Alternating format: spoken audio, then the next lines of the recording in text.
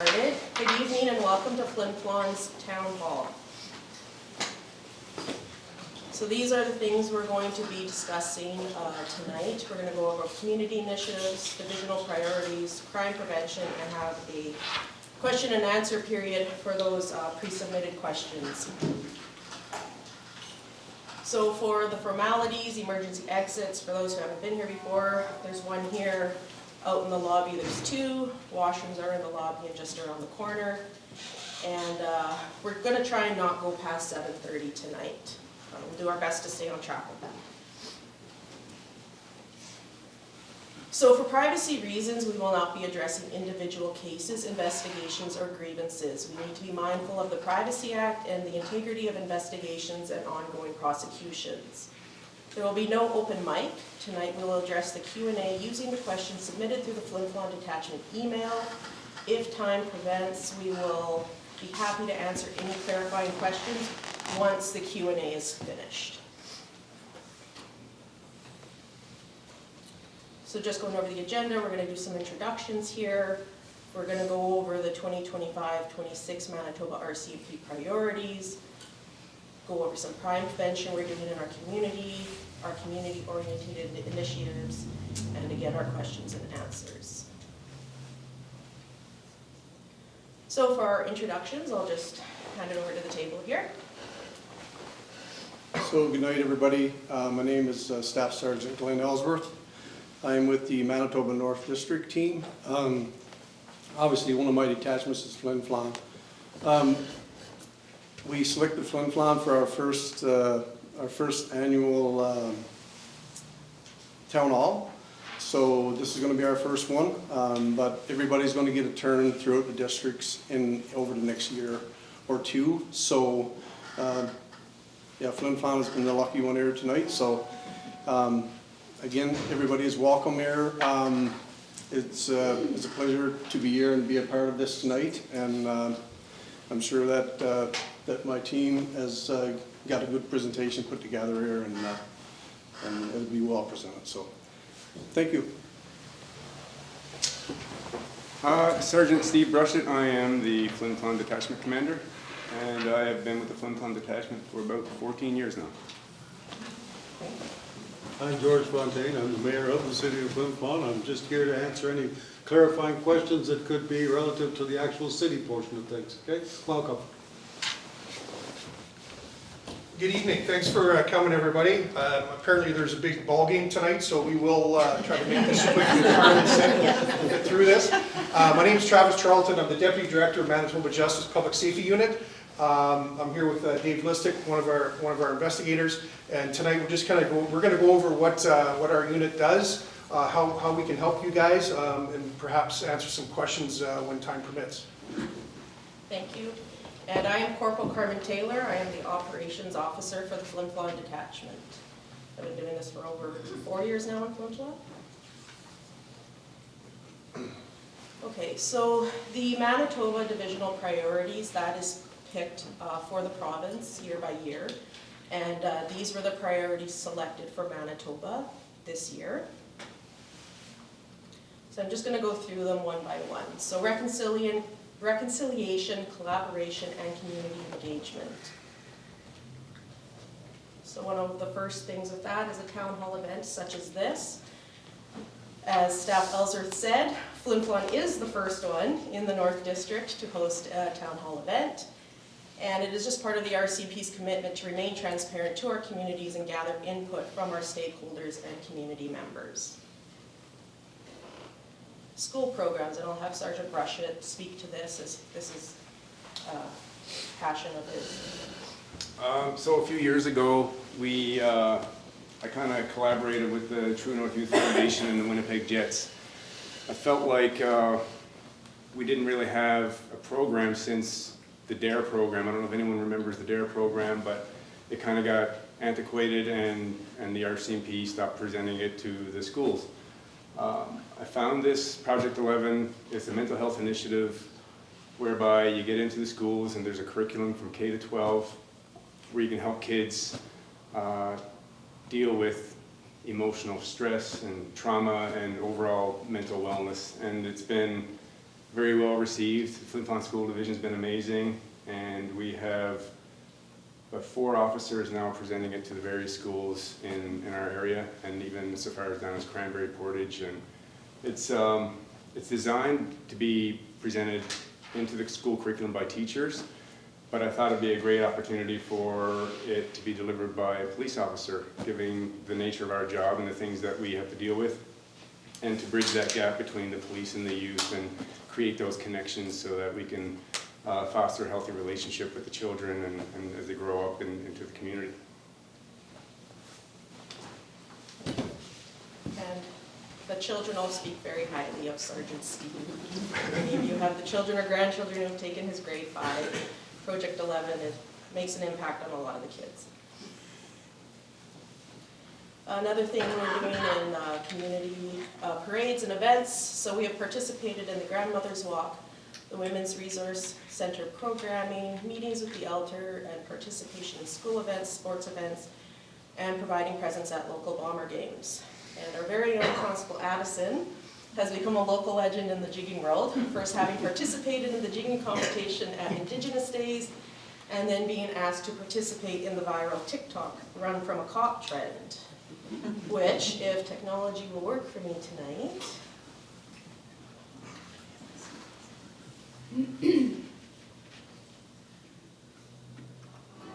Tell me what you gonna do, what you gonna do.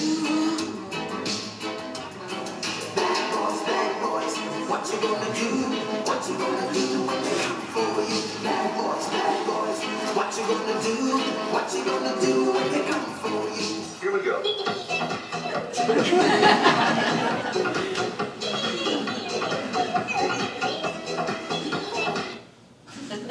and Constable Addison is with us tonight. So thank you.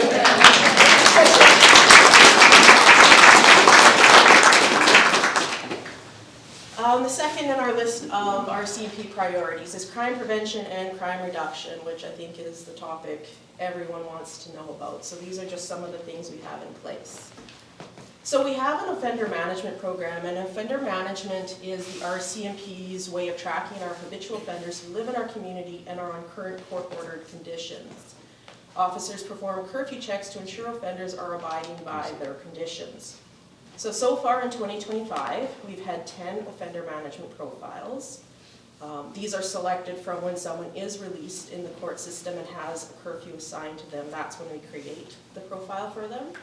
So we've conducted 22 curfew checks, and out of those 22, 4 offenders have been found in breach of their court orders and remanded back into custody. I have the stats here for 2024 as well. So from January to December in 2024, we had a total of 31 offender management profiles. We conducted 99 curfew checks, and 16 offenders were found in breach of their court orders as a result of those curfew checks and remanded back into custody. So I think since I created this presentation, we've probably created 3 more offender management profiles this week alone. So those stats are up a little bit.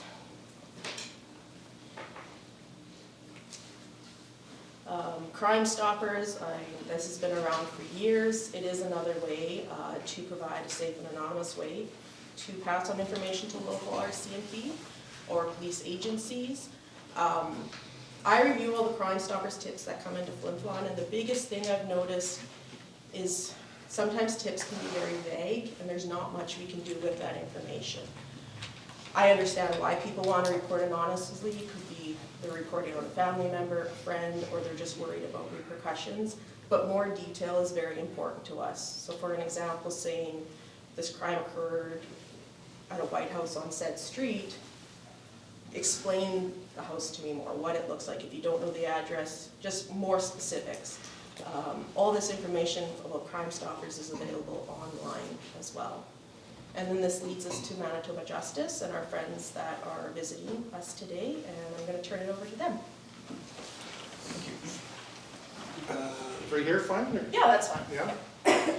Okay, can everybody hear me? Yeah. Okay. Again, as I mentioned, my name is Travis Charlton with Manitoba Justice. I'm just going to give a brief overview about our unit. So Safer Communities Neighborhoods came into into the province in 2002. It was the first one in the country.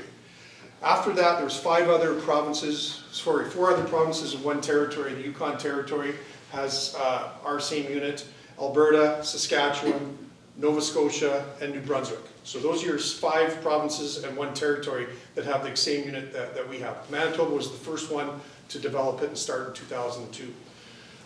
There's 13 of us in the unit.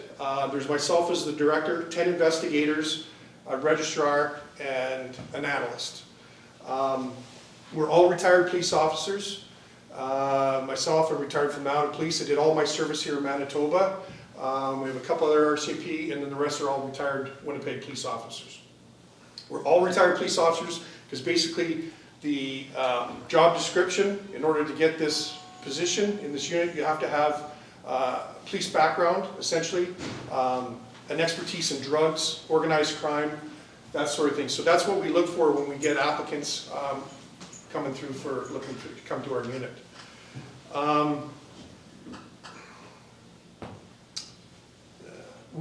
Our unit enforces 4 provincial acts. The main one is the Safer Communities and Neighborhoods Act. That act, actually Dave's going to talk about that, and there's 7 offenses under that act that we will investigate, and there's different ways that we can deal with that. The other act is the Fortified Building and Vehicle Act.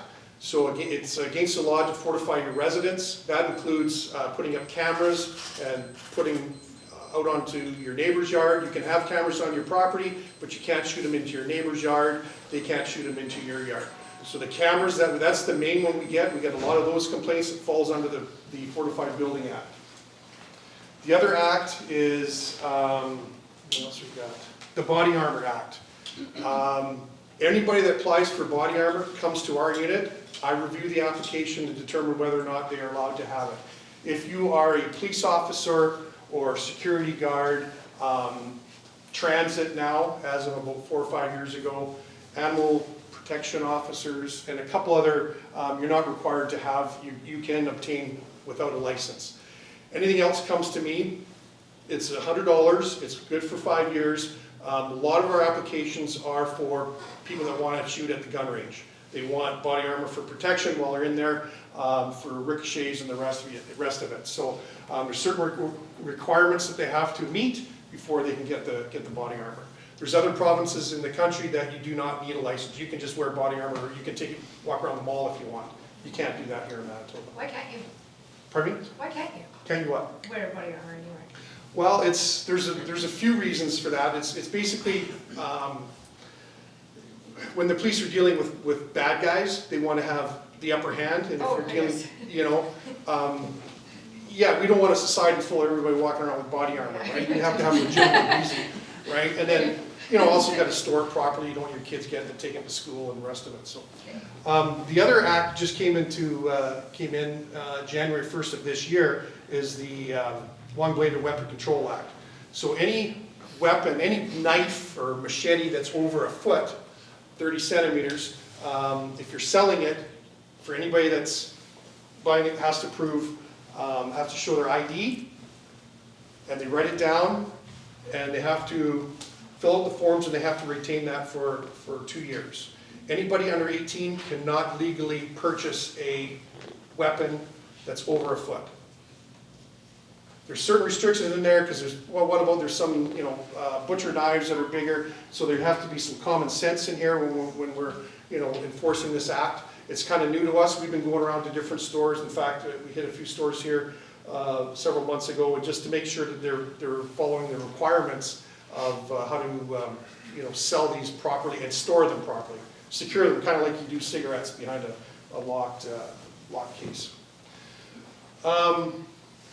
So I'm going to turn this over to Dave Lissick. Dave is our senior investigator, 14 years, 23 years in the city police, getting ready to retire, I think, in April. He's been my go-to guy for the last 10 years, and he does a hell of a bang-up job here. We've done a lot of work up here in this city over the last 10, 12 years.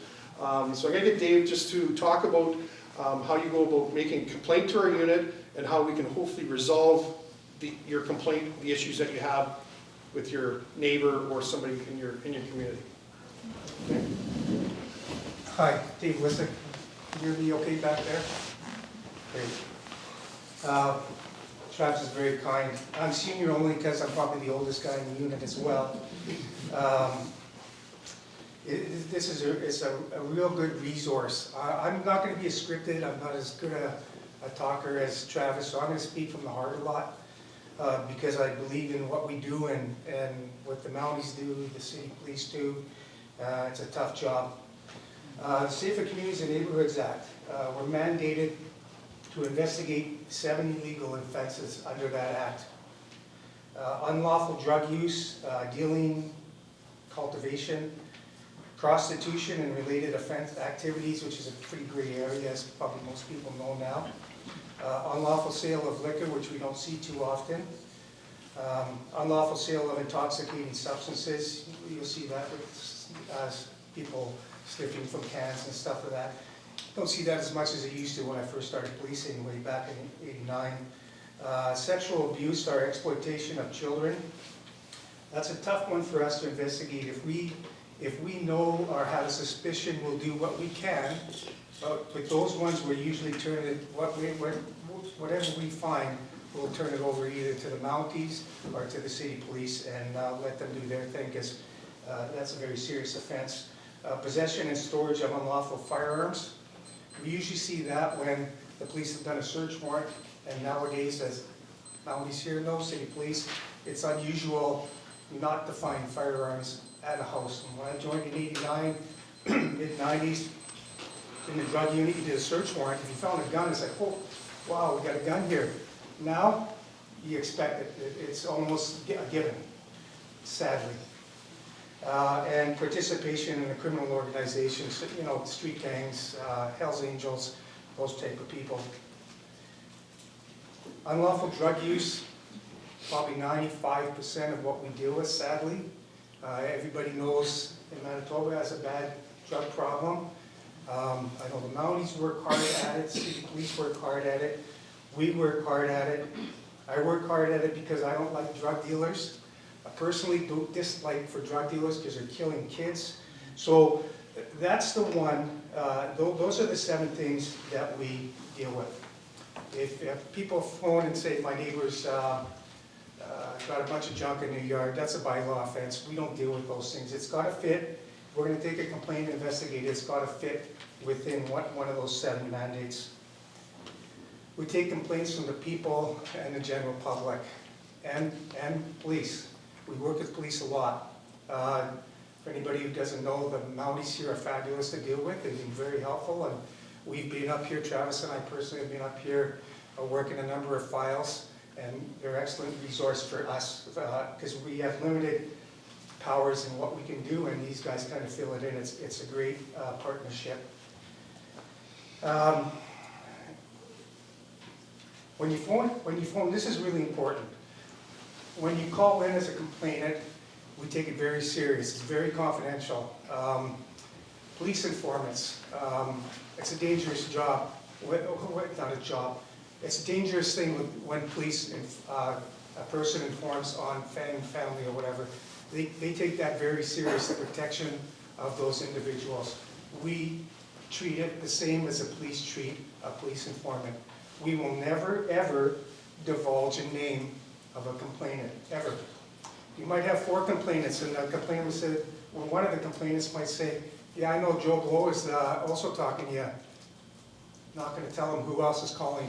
I don't care if it's 5 people talking about one place, we will never, ever divulge the name of a complainant. That's very important to know, because people, you phone, you got a drug dealer living next door to you, and you phone, last thing you want is for those idiots to know that you're calling us or the police.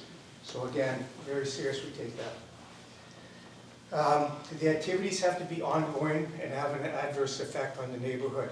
So, you know, sometimes parents take off, you got a 14, 15-year-old kid, gets his buddies over, they're drinking, using dope, whatever.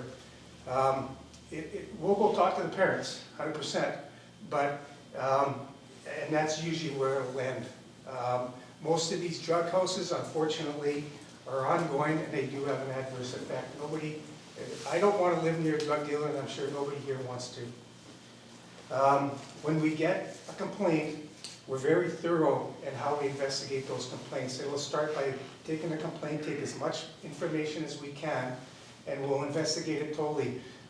We have the resources of the Winnipeg Police computer system, so we'll access that. With the Mounties, if it's here, we'll contact the Mounties, ask them, hey, can you look into this, and they'll provide us that information again, and we work good together. So when we do get a complaint, we don't just knock on somebody's door and say, hey, you're selling dope, we get people calling. We'll do a very thorough investigation before we actually walk and knock on the door, because I don't want somebody saying, we've had people say, we're selling Kijiji out of the house. Probably not. When a person's in and out, in and out, in and out after a minute, probably not Kijiji, or you're not selling personal stuff. They try to use that. It's just a weak excuse. Once we've determined that we have enough to move forward with an investigation, there are a number of ways we deal with those. If it's kind of like I explained, the 14-year-old kid has his buddies over, we'll do a verbal warning to the owner and the tenant. So if it's the parents, we'll go to the parents and say, listen, this happened, you got to get under control, they can't be doing this. The verbal warning is probably the lowest level that we deal with something. And that's only because there isn't enough to either move forward to the next steps. And those next steps are issue a written warning to the owner and the tenant. And sometimes it's owner occupied, so we're dealing with the owner who's dealing drugs out of their house. The written warning is good. I like the written warning because in that form, there's a section near the bottom that says that we believe you're doing illegal activities, selling controlled substances. If it doesn't stop, we'll apply to the King's Bench for a community safety order. Community safety orders are very involved. It's a lot of work to get a community safety order. But if we got a house that just won't stop, then we have to go to the courts and ask the courts for community safety order. The community safety order then allows us to shut the property down for 90 days. We'll board it up, kick everybody out of their house, and it's just not, and if we go to that step, we know 100%, because we've done months and months of a lead up, and sometimes years. I had one investigation, the longest one I worked on was 6 years, but it was very thorough, and if we're going to kick somebody in their house, I take that very serious. Obviously, the drug dealer doesn't, so if we can get them kicked out of their house, I find it personally satisfying, and so do the neighbors around. The next one we deal with is a 5-day notice to vacate. We get some pushback on that from the residential tenancies branch, unfortunately. I don't know if I should be mentioning that, but we get a lot of pushback from the residential tenancies branch. They don't like our 5-day notice to vacate. But it's an informal process. Sometimes the drug dealer will leave, and sometimes they don't. If they don't, then we got to go in the next step. With the community safety order, we get a lot of cooperation from a lot of owners. I'd say a lot of the owners we deal with in Manitoba, and we deal with all of Manitoba, I'd say 2% are very difficult to deal with. I don't know if it's because they're lazy, complacent, or just okay with drug dealing. I don't know what it is, but you got a very small percentage. Most of them are good and want to help. And the last one is the King's Bench order, and that's the community safety order I was talking about. Those, again, they're very difficult for us to obtain. We need a lot of evidence, and I think it's good. It's like a police wiretap. You need a lot of evidence to do that, and I think we should be held to account that if we're going to kick somebody to the house, that it's chronic and we can't get it to stop, and we need the court's help in getting that to stop. Those are, I guess, what we do. Again, so we got 10 investigators. Most of us have a lot of drug background. I do, hence all this stuff on my body. But it's every single investigator in our unit, there's 10 of them, cares. So if you call, know that we're gonna do our best. If it turns out that there's nothing, and we call you and we say, sorry, there's not enough for us to move forward, please don't be upset. But if there's nothing, there's nothing. A lot of times there's very little, that's when we'll knock on the door. So it's very often that we'll just step away from an investigation and not do nothing, but it's because we've done a thorough investigation to find out there really isn't anything that's consistent with drug dealing. Everybody here probably knows drug dealing, right? In and outs, in 1 minute, in 1 minute, and different people. So if you see that, yeah, you know, it's probably something to be concerned about. Drug dealing brings crime and firearms to a neighborhood, and nobody should have to live near that. So again, that's why we take it very serious. We make the owners, if it's owner occupied, they're a little more difficult if we to deal with sometimes, because you got to think if an individual is selling dope out of their house, they really don't care what the police or us think. So they're a little more difficult to control. That's when we go to a community safety order. Most owners, again, most, and 98%, don't want a drug dealer in their house. So they're cooperative and we can deal with getting them evicted. A lot of the argument with the 5-day notice of vacate or kicking out a drug dealer is you're moving them to another place, which is true. I'm not going to argue the fact that sometimes that's the case. We find out where they are, we'll go get them again. Find out where they move the next time, we'll go get them again. Sometimes we're such a pain in the ass, you'll eventually go, these guys never stop. And if they're chronic like that, we'll hopefully be able to get the police involved in the form of a search warrant. I know in Winnipeg, and I'm sure here, it's tough because of resources. It takes a lot of resources to do a search warrant, but if we think it's a good one and it warrants it, we'll ask the police to be involved as well as we have a search warrant. And we even become, if we're going to go to a written warning or a notice of vacate, we'll ask the police to come as a presence. You know, us dressed like this in jeans, they're probably not taken as serious, even though we got the background. You see the police uniform, they tend to go, I don't want the police coming into my house at any time because I got a bunch of dope stored inside there. So I think that's about it. Can you think of anything else?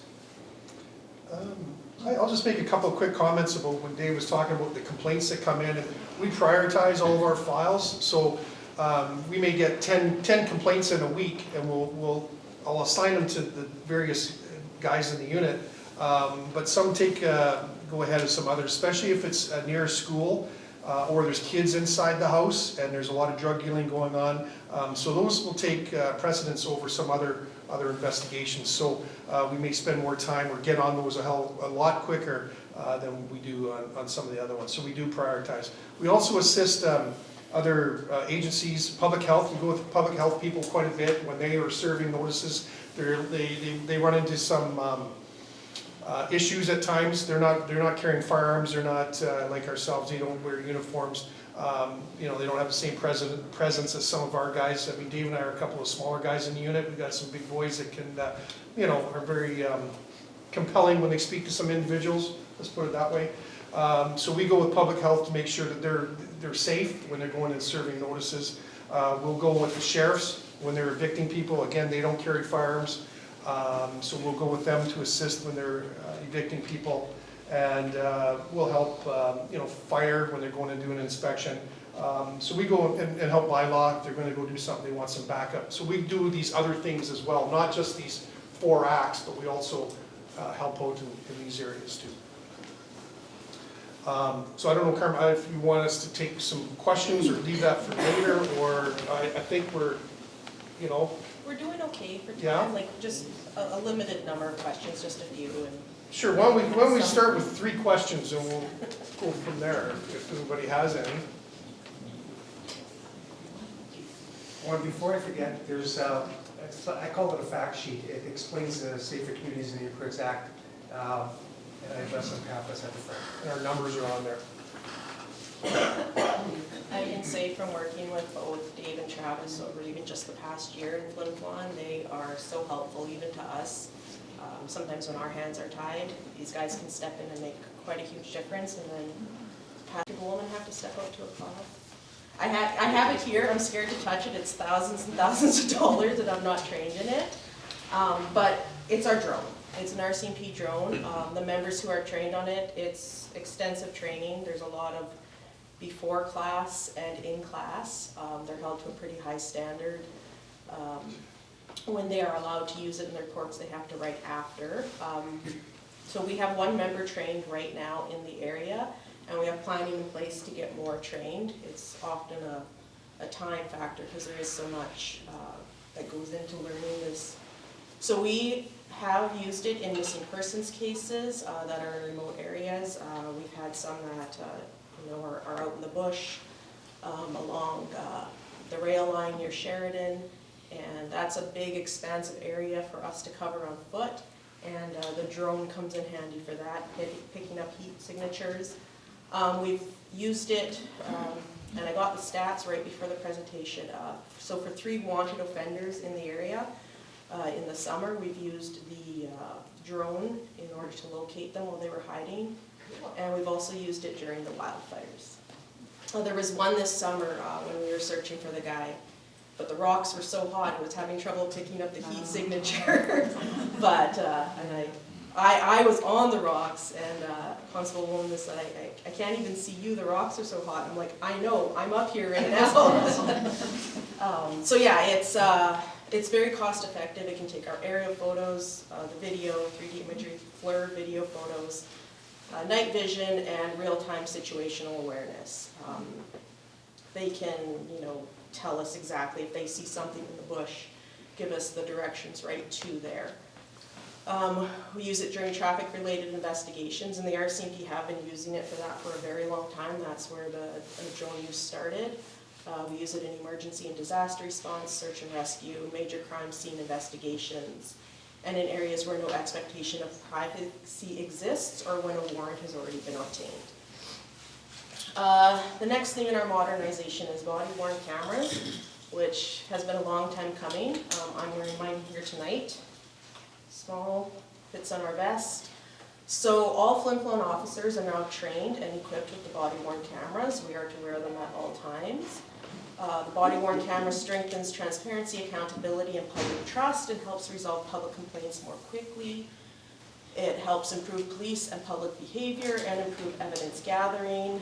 The body-worn camera is part of disclosure to Crown prosecutors during court proceedings, and they are activated during mental health calls, interactions with people in crisis, during crimes in progress, investigations, public disorders, and to record information to support duty and performance. So it's not to replace, it doesn't replace our reports, it doesn't replace our notes, but it's pretty hard to argue with something that's captured on video. And I love it. I enjoy wearing it. The green flashing light right now just means it's on. If you see a red flashing light, that means it's recording. At the end of our shifts, we upload this evidence. It's like a cloud, and that's how we share it for court proceedings, or if a complaint comes in, as a supervisor, myself or Sergeant Brushett are able to review what happened at the call and to see what actually happened. So are they always on then, or just during? So right now it's on, it's ready, but I have to click it to start recording. So if I respond to a call for service, first thing I'm going to do is I'm going to click it on. It's going to show red. That means it's recording. And then when it is disclosed to court, it goes through a redaction process, so there is a unit the recording gets sent to. So anything that's very personal in nature, private in nature, some of our calls can be quite sensitive. Certain things will be redacted or blurred out, just to respect the privacy of individuals. But yeah, it's been a great new addition to our equipment. So we're going to try, we wanted to have our Internet Crime and Exploitation Officer here. He is going to appear by Teams. So let's see if I can get this to work.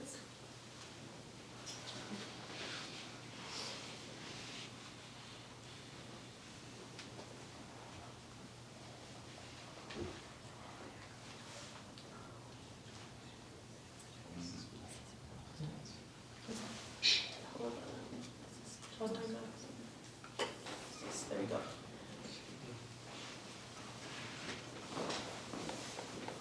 switchboard. Can you hear us?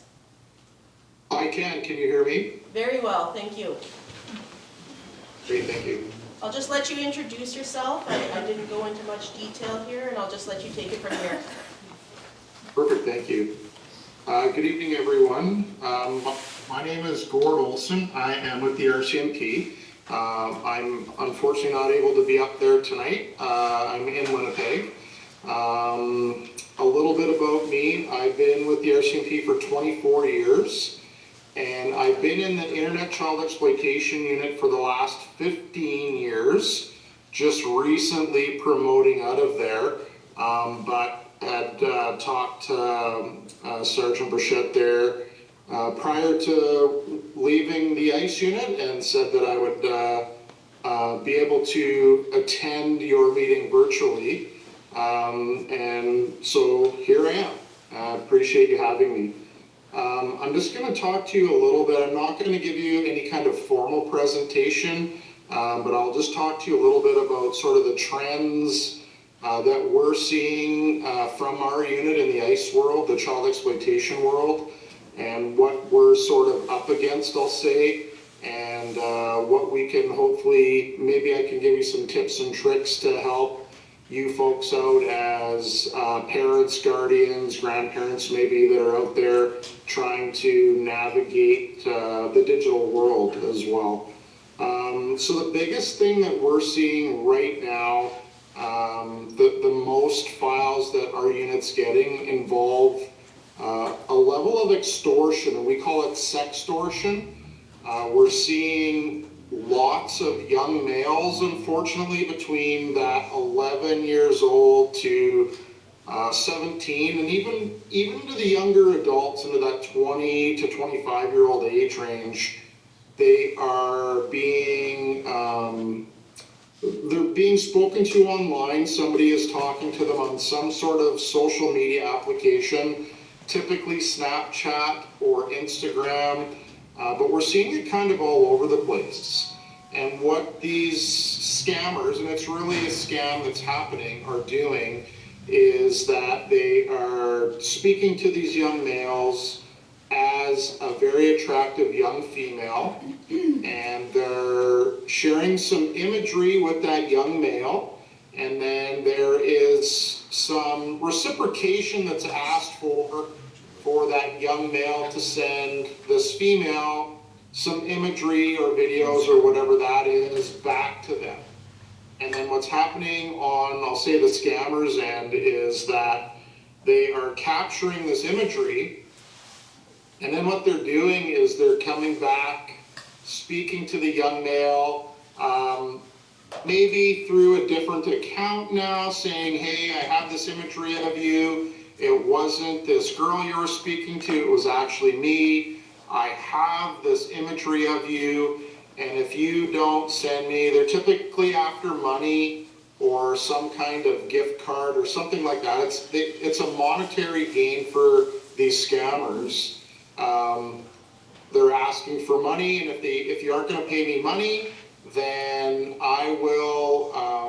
They will send this imagery out to their user list or their friends list, if you will, on the social media platform that that they have spoke to them on. So we're seeing, our unit probably gets between 20 and 40 of these types of investigations a week from around the province.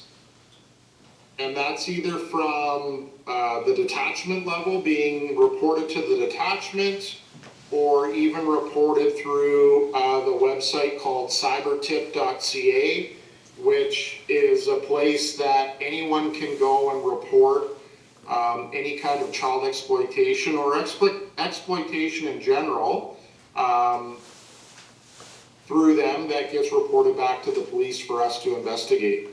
So that's probably the biggest type of investigation that we get right now is basically the sextortion or the scams in regards to collecting imagery from young males. It's probably 98% young males that are getting caught up in the sextortion. very few females get caught up in the sextortion angle of it. It's generally the young males that are getting caught up in it. What we're also still seeing is a lot of the kids out there, the young teenagers, there's still a lot of sharing of nude imagery back and forth, and that's either between people that they know, the boyfriend and girlfriend aspect of things, if you will. They are talking to strangers and sending a lot of imagery to strangers as well.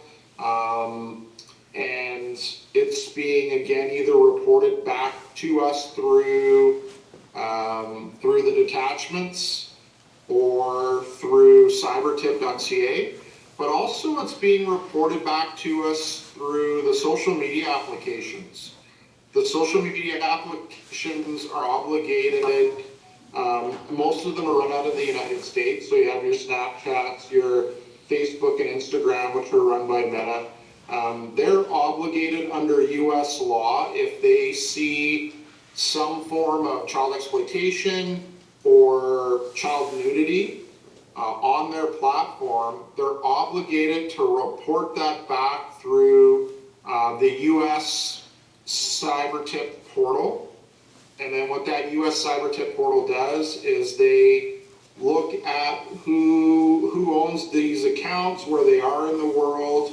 Are they in Flin, Flon, Manitoba? Does the IP address or the contact information connected to that account come back to Flin, Flon, or wherever it comes back to?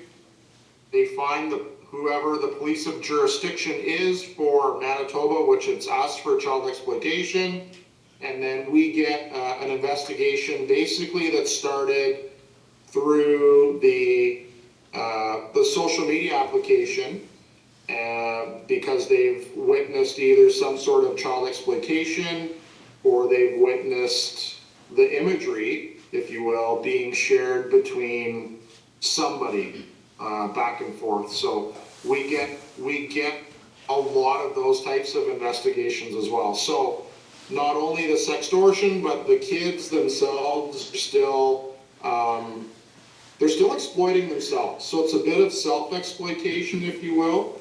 They get caught up in a conversation with somebody, and then things maybe go a little bit sideways. They don't know how to get out of that conversation, and unfortunately, we see a lot of bad things, kind of crazy things happening in that respect. And then it's up to us to investigate that and see where that leads us. A lot of the scam ones that I talked about initially, the sextortion ones, when we do track those individuals down that are engaged in the extortion portion of it, the majority of those, about 90% of those, are coming back from a country that we don't have any jurisdiction in. So most of them are coming back from a South Asian country, or Nigeria is a big one where a lot of the scams are coming back from as well, India as well. So we don't have jurisdiction there, and all we can do is pass the information along to those police jurisdictions in those countries, and we don't know if anything is followed up or dealt with or what that looks like. So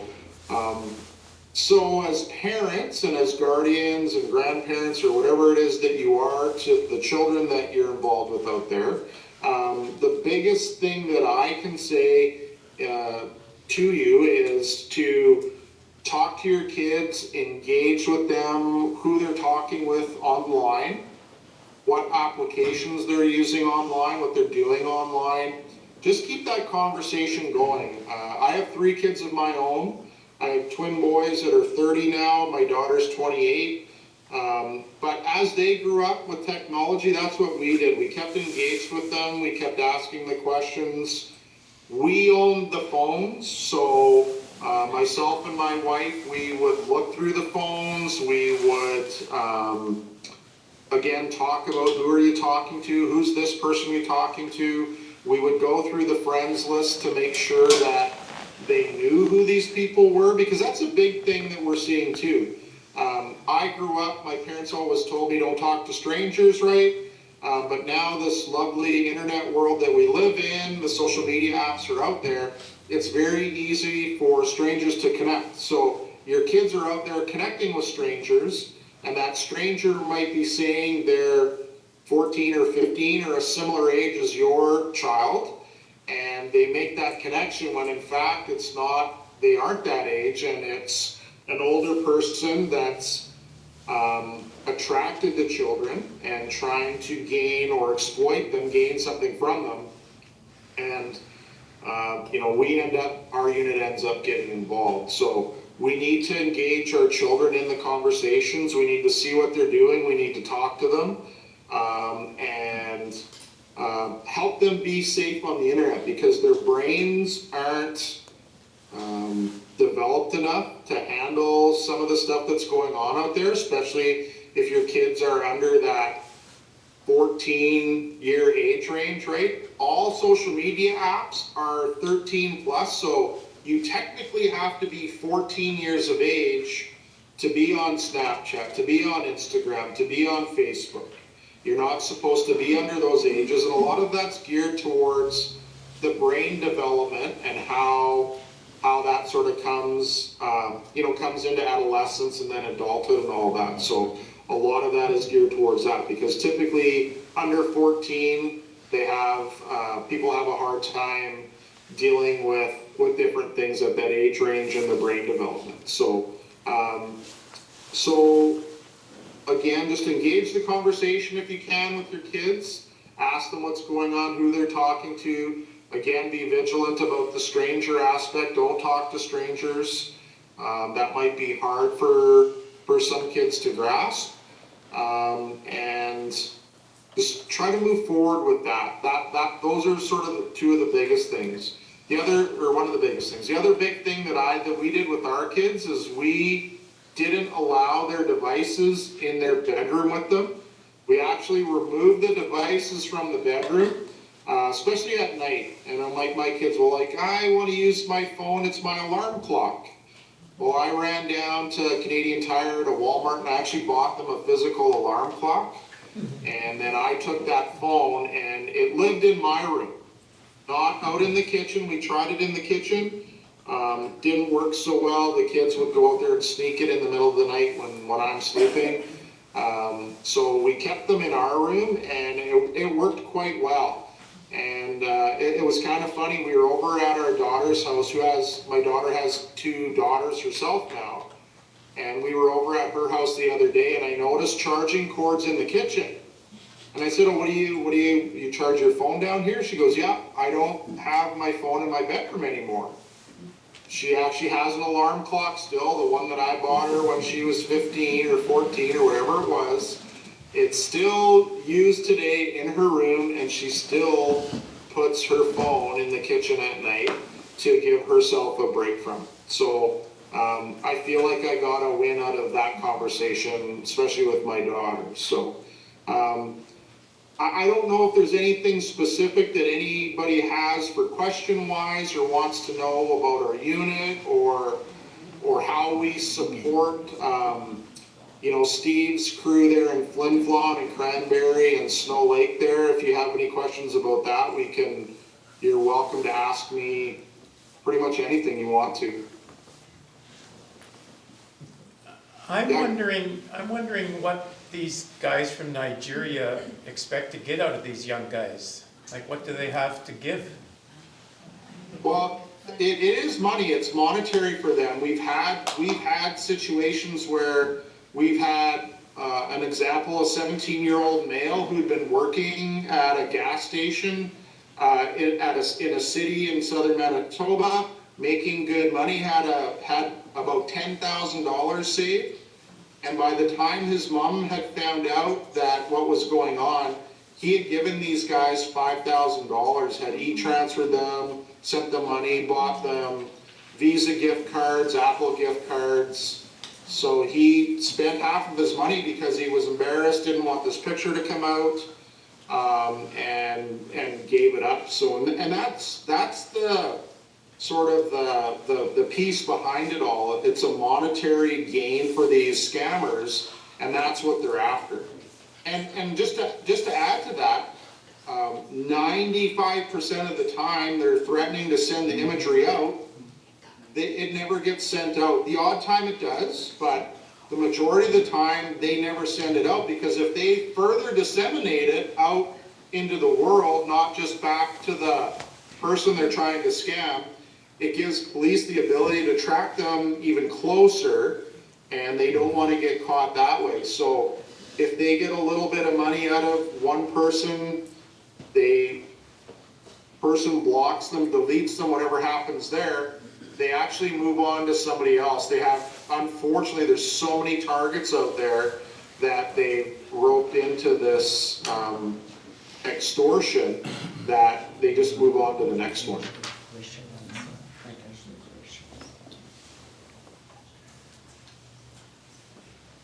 Any other questions? Gord, it's Steve here. Just for our group's information here. Through the nature of your investigations, what kind of behaviors or instances has been reported to your unit through the investigations on how these things affect the youth that are victimized by these things? Yeah, that's a great question, Steve. Thanks for that. There's a lot of suicide ideation attached to these investigations that we have, unfortunately, because the kids that are going through this, maybe they're not telling their parents or guardians about what's happening. They feel embarrassed, very desperate by things, and there's a lot of suicide ideation attached to that they're not really thinking about when they send the imagery out, but when it's going to be disseminated, and maybe that's in a boyfriend-girlfriend situation where something's happened there, and then the boy, they have a breakup, and the boy decides to send the pictures of the girl out, and the girl maybe never thought that that would ever happen, right? There's some suicide thoughts that are tied to that.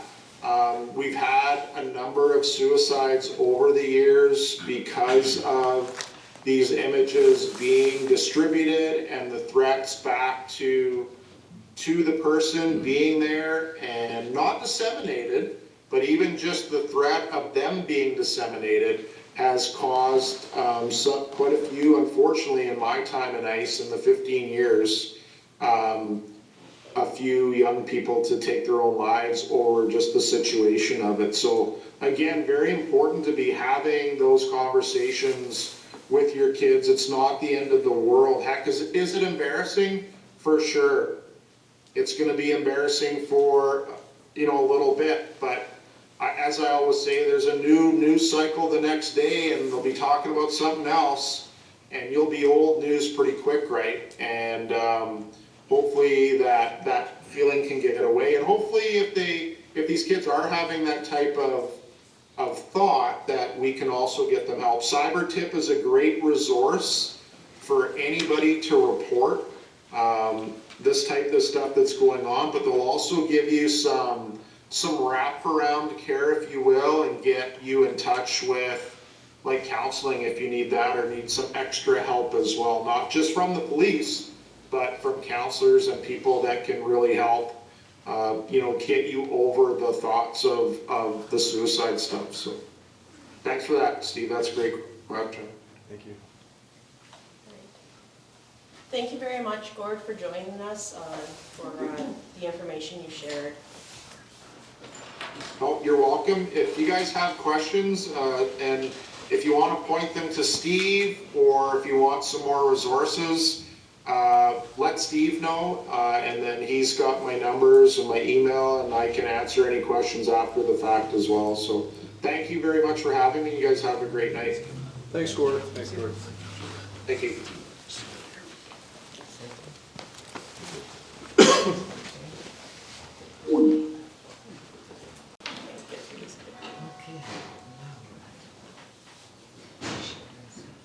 Okay, moving on with our priorities. One of the other RCMP priorities is recruitment and retention. So we have a new member that we're training right now. He finished his 6 months in Regina, and he's been with us for about a month and a half now. So he's going to be working with our recruiting unit to set up a presentation at our local high school as part of his training program.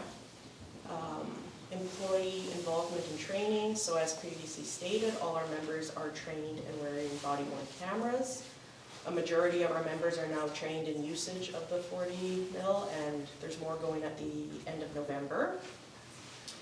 We are with more stabilized staffing levels, we've been able to send away our members for further training regarding warrant writing, interview skills, breath testing for impaired operations, and field coach training. And this was unfortunately something that was lacking in the last couple of years just with our staffing levels. And part of employee retention and making them happy at work is getting them the training they're asking for. We also have the police observer program. So I know years and years ago it was the ride-along program. It has gone through a complete revamp. There's a lot more to it. So it's available to those with a vested interest in a career in law enforcement, and provides a chance for interested parties to meet with an RCMP member and observe some aspects of the job. It is limited just due to the whole safety and privacy. Approval to partake in the observer program has to go through an application and approval process with the detachment commander, which is Sergeant Rushett. So if you know any young persons, any persons interested in the RCMP, I encourage them, have them reach out to Steve. This is something that can happen and may have them become an applicant to the RCMP someday. Okay, so this is the fun part, our trends in our own community. So I'm focusing on persons, crimes, disturbances, and fraud, as that's where we've seen the numbers go up. So when we run our stats, so this is July 2025. So this year, when our stats were run in July, we had 327 calls for service, and it breaks it down into this lovely colored chart where a majority of our calls are taking place and what they are. I did the same for August. We had 372 calls for service in August. So you can see the green, which is our disturbances, stayed about the same. The yellow is our non-offense assistance files. We had a lot of those this summer just with everything that happened in our community with the wildfires and recouping from that. Breaking it down a little bit more. So our persons crimes, obviously the biggest concern we have in Flin, I know not only for community members, but for officers like myself as well. So from January of this year to September, the end of September, we had 370 files that are person crimes related. Those are our assaults with weapons, robberies, anything that includes violence against a person.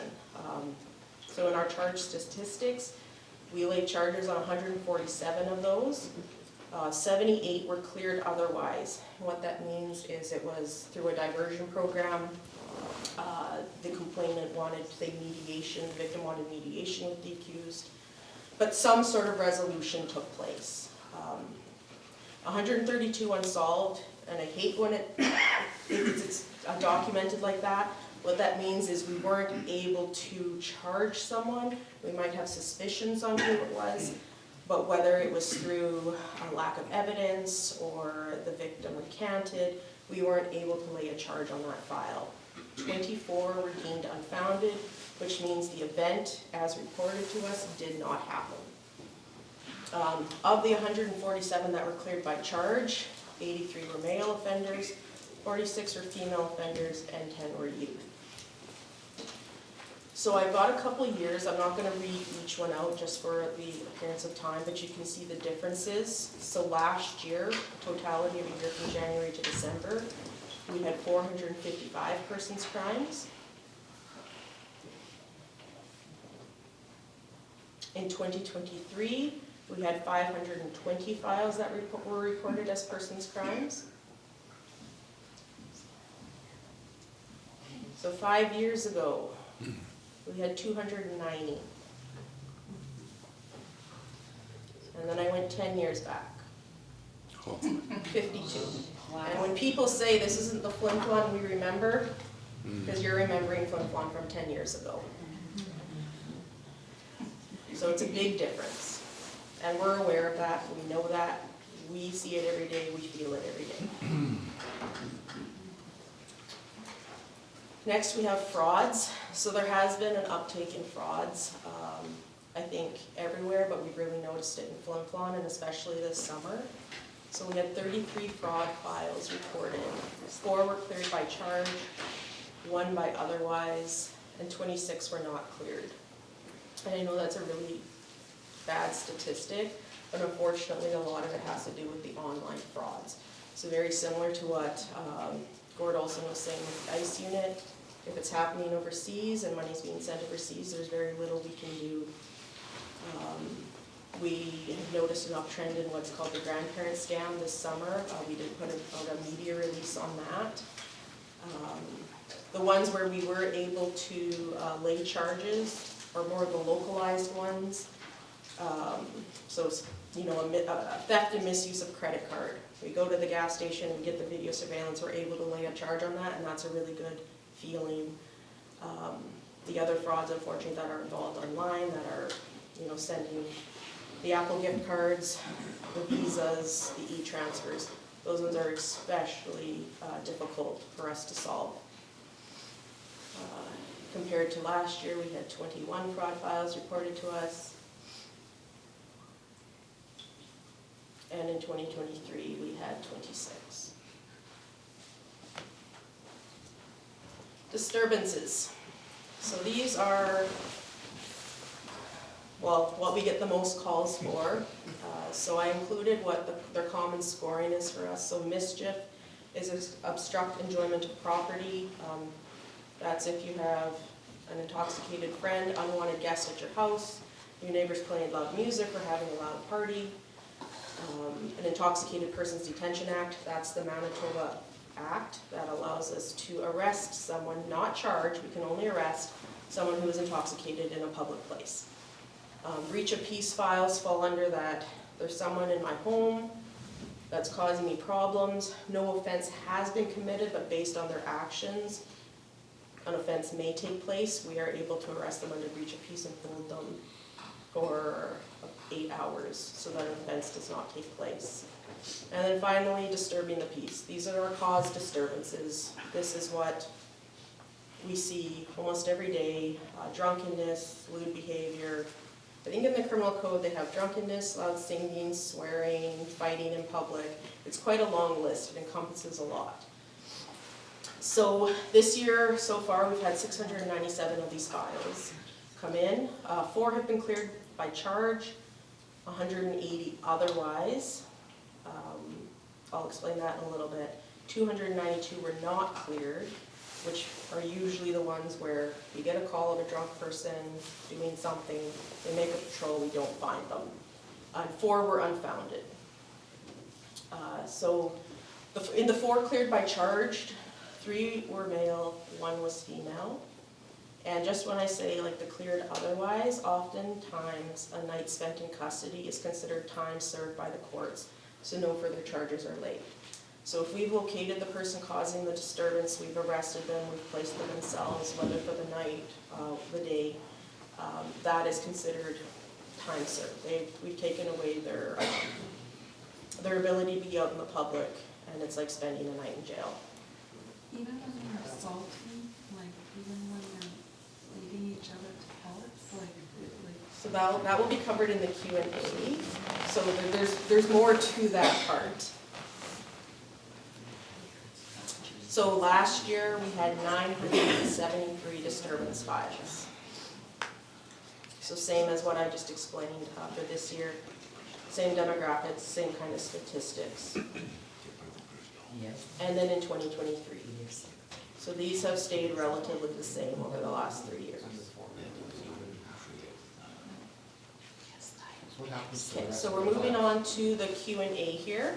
I'm going to turn that over to Sergeant Rushett.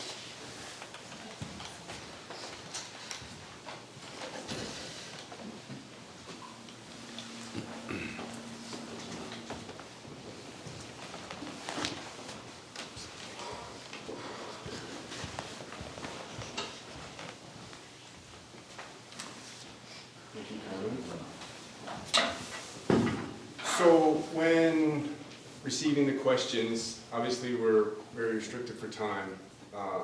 We tried to combine some of the questions because there was a lot of repeat questions, especially as it surrounded the downtown area and the crime trends which were covered off in the statistics.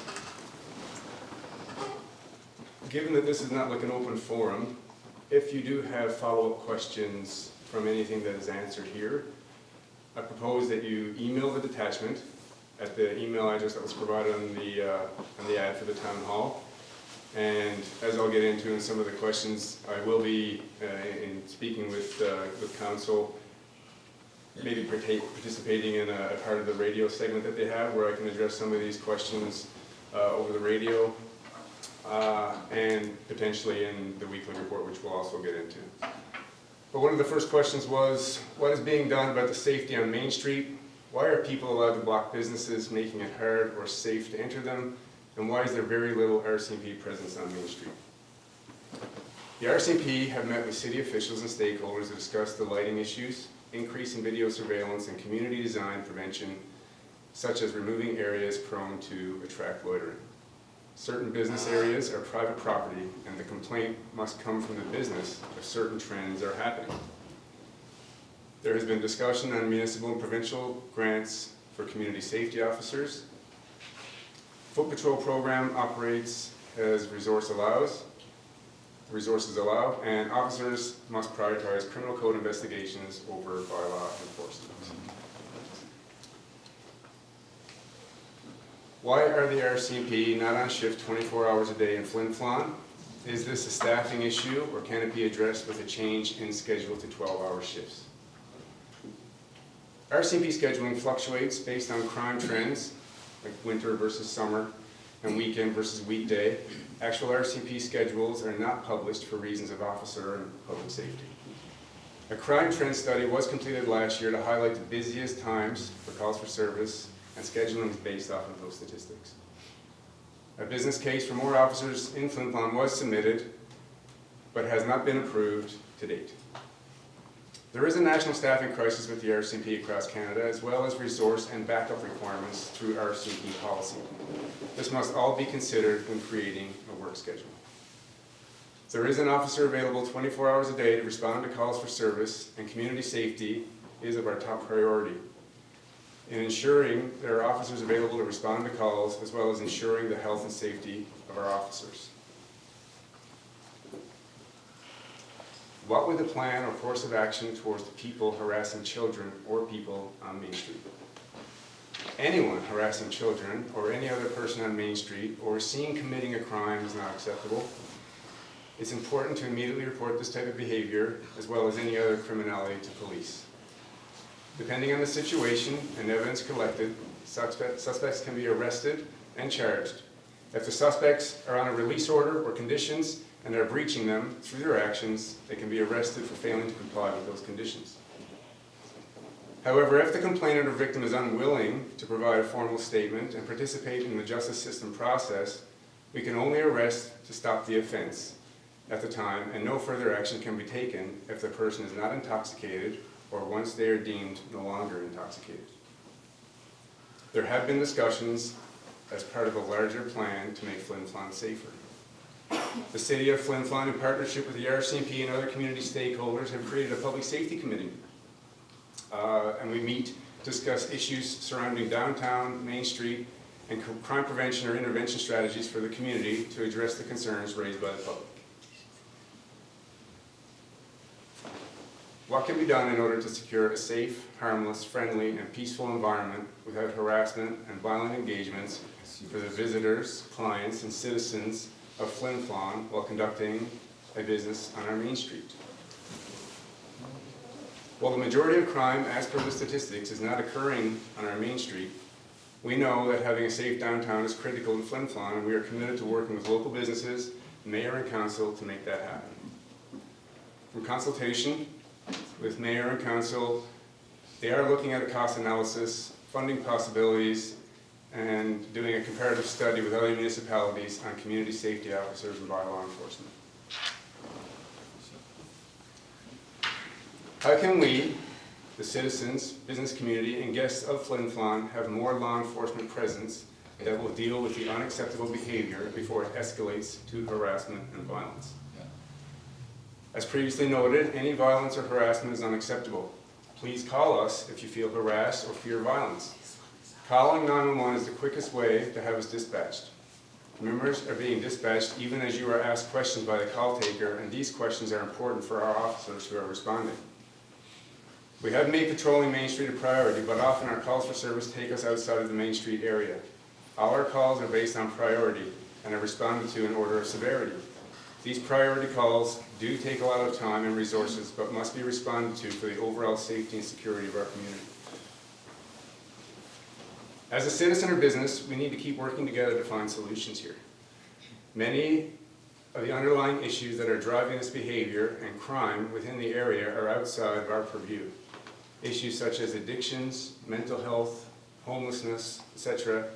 However, we recognize that we do have a role, which is why we work so closely with Mayor and Council and other partners as part of the Public Safety Committee. I would like to know how the geopolitical area served by Flin Flon detachment, how many members are assigned in the org chart, how many vacant positions there are currently. At this present time, we are well staffed in terms of vacancies. The current amalgamated org structure is as follows. 1 sergeant overseeing operations in Flin Flon and Cranberry Portage, 2 corporals, 1 in Flin Flon and 1 in Cranberry Portage, 10 constables. Flin Flon are assigned 8 constable positions and Cranberry Portage assigned 2 constable positions. Currently, Flin Flon has 2 hard vacancies that we are awaiting staffing actions on. Flin Flon has 1 new member arriving early December, and the last vacancy has not been named or filled. How many clerical positions are assigned and who pays the positions?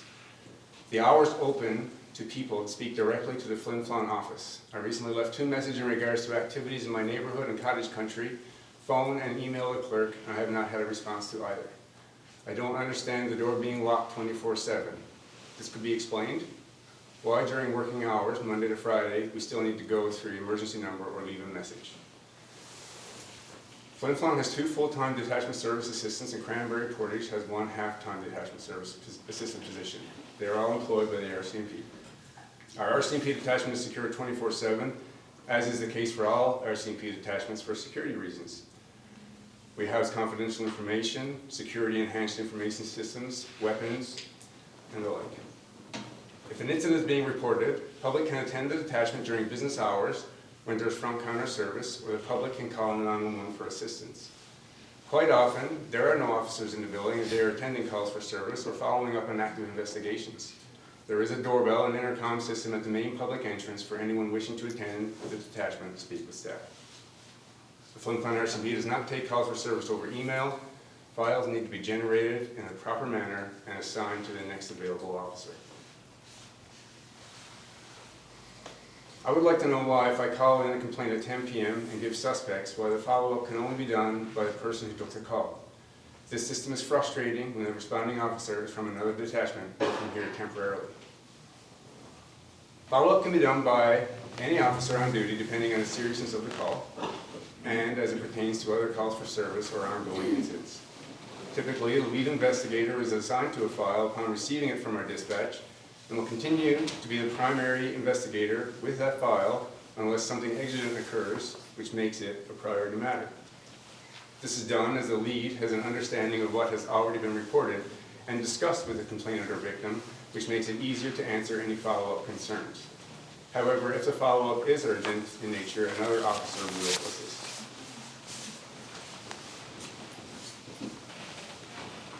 Would it help if local businesses had a list of actions people they see on a weekly basis? A report of sorts that describes what we are seeing on a daily basis that the RCMP may not see. The Flin Flon RCMP appreciates any information that can aid in public safety so we can work with our partners in council and community consultant groups to develop strategies to assist the public in concerns. If matters are not reported to us, we do not know what's happening. The RCMP feels it would be a great idea to have some people associated with the business community to be a part of our Public Safety Committee who can then discuss with other business owners any suggestions or solutions brought forth at these meetings and implement or apply them at their respective businesses.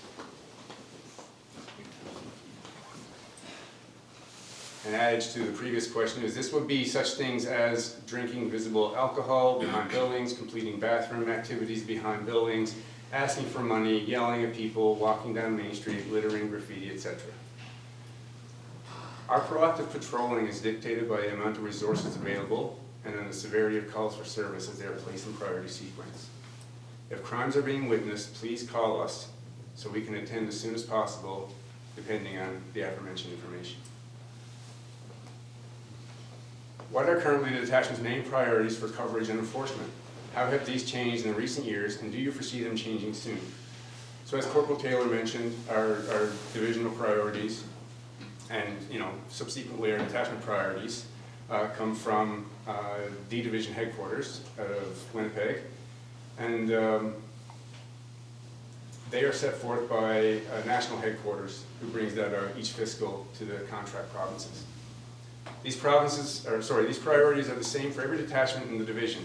In consultation with mayor and council, sub-issues can be addressed and made as sub-priorities for detachment initiatives to assist in delivering matters that are brought forth by the municipality, specific to our community, such is the case with potentially implementing more downtown foot patrols. How has the situation with Flin, Flon, and Cranberry Portage RCMP detachments been lately? Is there any change or move back to separate detachments planned in the near future? And currently, the D Division RCMP has a working group to develop strategies of contract policing.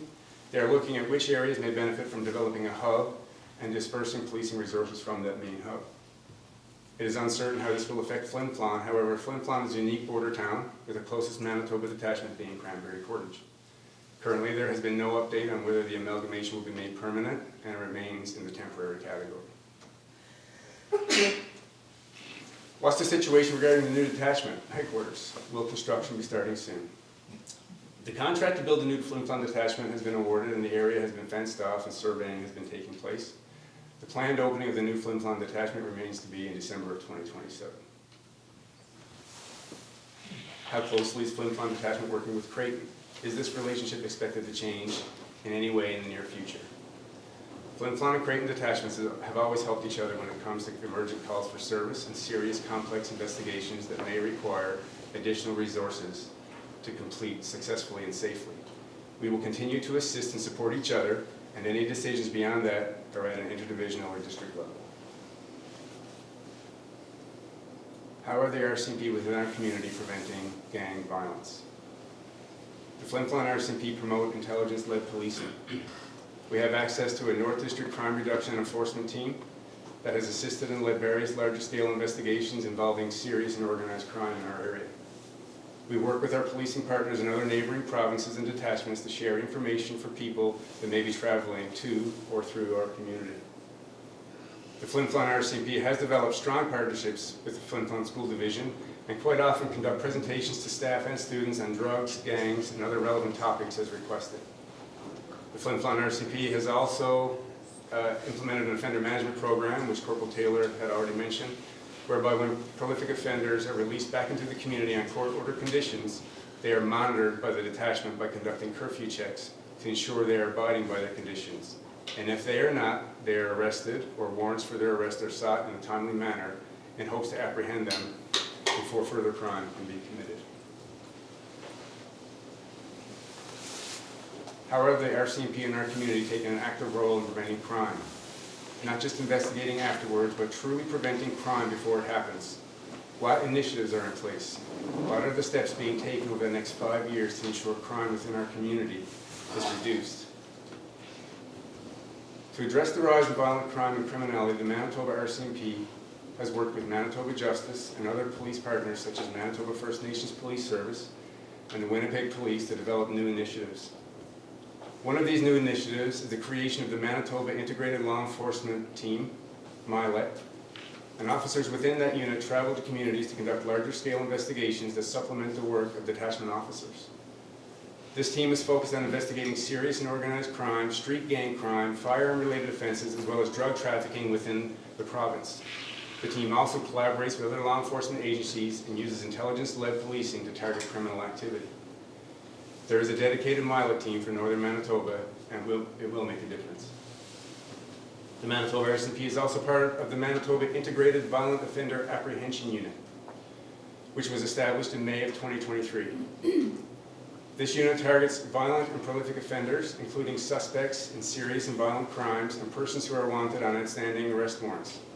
This integrated unit identifies, locates, and apprehends violent offenders in communities across the province. This team also travels to communities throughout the province to conduct their work. So far, they have taken over 800 people in custody. What can we do as a community, as community members, to support initiatives that promote a violence-free community? This is very important for all of us. During the process of our investigations, the police often rely on reliable witnesses. And those people in neighborhoods where there may be criminal activity, whether it be organized crime or other incidents requiring police assistance. It is important for citizens to cooperate with police investigations by providing witness statements or provide information of drug or gang activity being observed.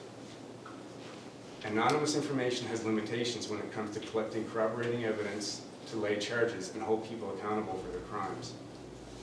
Often citizens are afraid of reprisal of being known as they cooperate with the police. However, statements need to be obtained to afford the prosecutors access to as much information or evidence as possible to put forth a strong case against those who commit crimes. We need to come together as a community on these things and assist the police in our investigations. We need cooperation from our friends, our neighborhoods. It's very important, and we often get times, and some of these statistics that Corporal Taylor have brought up, a lot of the reasons that some of these crimes are unsolved is because we lack cooperation from victims and from community members.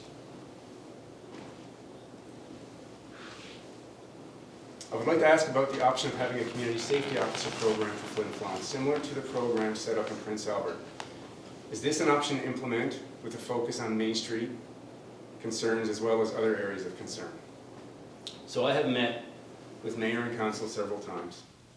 And in consultation with the city, with meetings with mayor and council, the RCMP have been advised that there are significant costs associated to this with implementing this initiative, and that further information for obtaining funding for such initiatives needs to be explored. Wow. Such is the same for the city to create a bylaw enforcement position. And Mr. Mayor, if you would like to speak briefly on that, you're certainly welcome to. I think we have a couple minutes for you to speak to that if you so wish.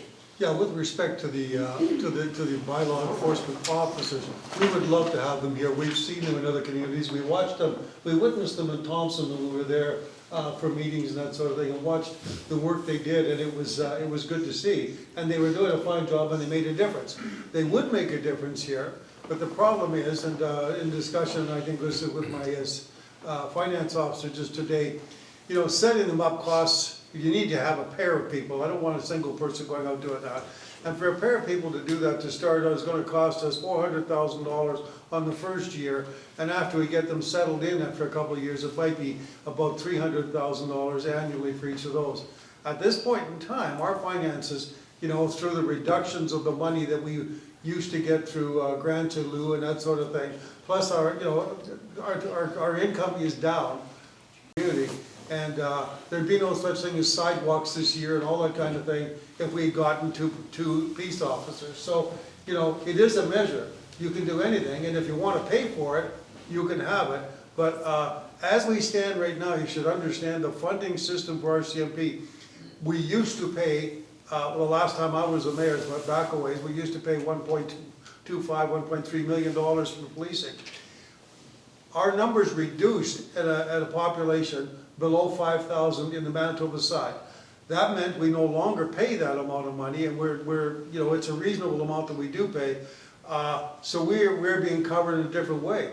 But if our population goes up by 100 people, we're going to be looking for better than $2 million annually to continue running police in this situation, never mind extra police, and still have to do the things that we're doing. So financially, it's a crunch.